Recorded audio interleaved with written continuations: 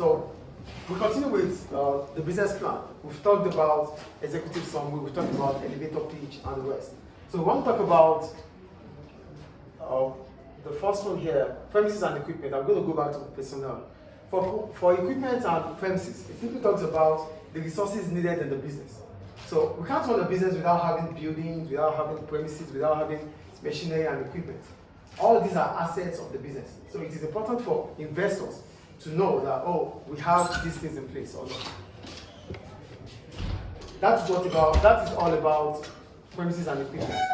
For premises and equipment, it simply means the assets needed for the business in terms of resources. You can't say you have a school without having the buildings for that school, without having chairs and tables and whatever resources needed for a smooth running of the business. So it is part of the plan. The investors need to know. You have to analyze to them the amount or the level of resources you have that will ensure a proper running of the business. Do we understand premises and equipment here?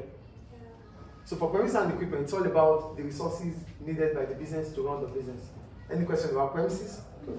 Then the next one is financial forecast. For financial forecast, it simply talks about the cash inflow and outflow. That's the cash flow. How are we expected to get the money from? What is the expected revenue? So because you already tell the business or the investors what you want to sell. Oh, we're going to start selling markers.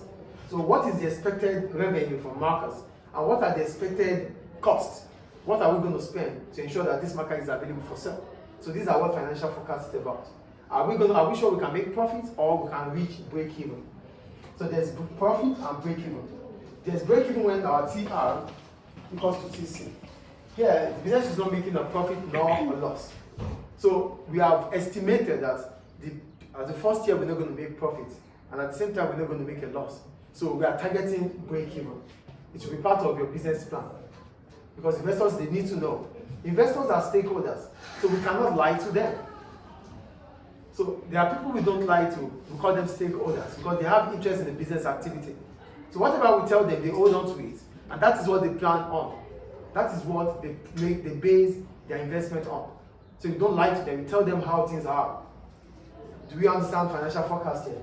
So forecast is about the expected cash inflow and outflow. What is expected to come in terms of revenue, what is expected to go out in terms of expenditure. So when you understand your revenue and expenditure, are you going to make profit? Or if you're not going to make a profit, are you making a loss? If you're not going to make a loss, then you're breaking even. So breaking even can also be a business objective. Not making a loss, nor profit. So that is break even. Do we understand financial forecast here? Do we understand financial forecast or not, please? Yes. It's all about what the business is aiming at in terms of the return on the investment. You have invested, you have put a lot of money into the business. So what comes back to you? Are you expecting to make profit or loss or break even? It should be part of the plan. Investors, they need this. They need to be sure that you know what you are really doing as a business. Is break even no profit and no loss? Yes, that's why I'm saying it is TR equals to TC. So nothing gain, nothing lost. Nothing lost. You neither make a profit nor a loss. It simply means the amount of money spent to ensure the product is made available is the same amount you make in selling the product. We have a break-even point. We have a graph for that. Okay. Let's say we have this. This is our total revenue. This is our variable cost. This is our fixed cost. Our total cost starts from here, forward. Then we have our total revenue, which starts from here. This is our total revenue. This is a break-even graph. So the point where we have break-even is where we have both TR and TC meeting up together. So this is the break-even level of output. Do we get it, please? Yes. There's variable cost, there's fixed cost. There's the combination of these and these that gives us the total cost. Which is expected of a business to break even as soon as the total revenue reaches the same point as the total cost. A further here, we call it margin of safety. Margin of safety. So afterwards, then business is making profit. So what it simply means is that at this level of output, the business just has to sell at this level of output to make its total revenue equals to total cost. Further above it, further means you are now safe, you are making profit. As soon as you sell 1 unit further than the output here, it means you are in a margin of safety. So margin of safety simply means you're never going to make a loss anymore. You would rather make a profit. Do we understand break-even now? So this is a break-even chart. It shows the relationship between output, total revenue, total cost, variable cost, fixed cost. So where the points meet here is our margin of, it's our break-even point. So the break-even point is that point where your total revenue and your total cost intersect. Further up is profit. Do we understand break-even now? Thank you. Then the next one, the market. When we talk about the market is about competitors and the customers. Because you can't be in a market that's only you, except if it's a monopoly. If it's a monopoly, which means you are the only one in that industry, you make the industry.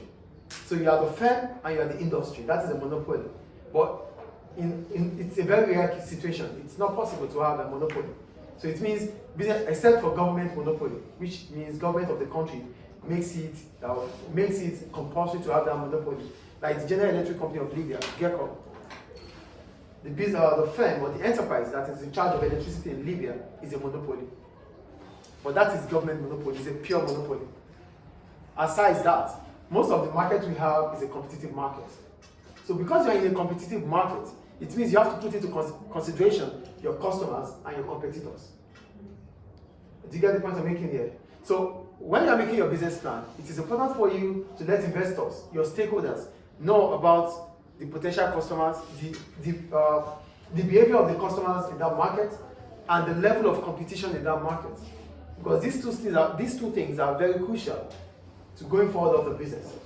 If you don't have customers, you cannot sell. If competitors are better than you, you would not sell. Do we understand the point I'm making about the market here? The market is simply you, your competitors, and the customers, who are the kingpin of the business. So you need to understand how they are, who they are, their behavior, because it is that you base what you want to sell on. Without customers, you don't sell. That's why we call them the kingpin.